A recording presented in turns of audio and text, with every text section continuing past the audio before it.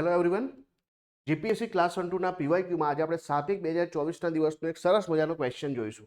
અહીંયા ક્વેશ્ચન એવો છે કે ભાઈ ભારતનું ચૂંટણી પંચ એક સ્વાયત્ત બંધારણીય સત્તાધિકાર છે કે જે ભારતમાં લોકસભા, રાજ્યસભા, રાજ્ય વિધાનસભા તેમજ દેશમાં રાષ્ટ્રપતિ, ઉપરાષ્ટ્રપતિના હોદ્દાની ચૂંટણીના સંચાલન માટે જવાબદાર છે. તો જો ભારતનું ચૂંટણી પંચ એક સ્વાયત્ત બંધારણીય સત્તાધિકાર છે, બિલકુલ સાચું છે. ઓટોનોમસ બોડી છે, બંધારણીય સંસ્થા છે.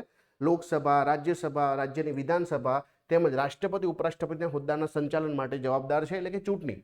તો બિલકુલ સાચું છે પહેલું વાક્ય.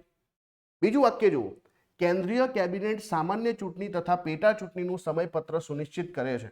તો પહેલી વસ્તુ તો અહીંયા જે છે કેબિનેટની વાત કરી છે અને અહીંયા વાત કરી છે ચૂંટણીની. તો ચૂંટણીનું સમયપત્ર કોણ નક્કી કરે? ચૂંટણી પણ નક્કી કરે. તો કેબિનેટ નક્કી ના કરે એટલે બીજું વાક્ય ખોટું છે.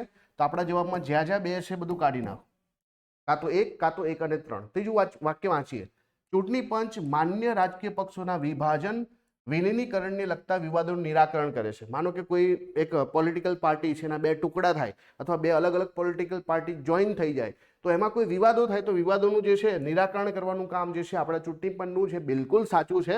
એટલે ત્રીજું વાક્ય સાચું આવશે. તો પહેલું અને ત્રીજું જે છે સાચું છે.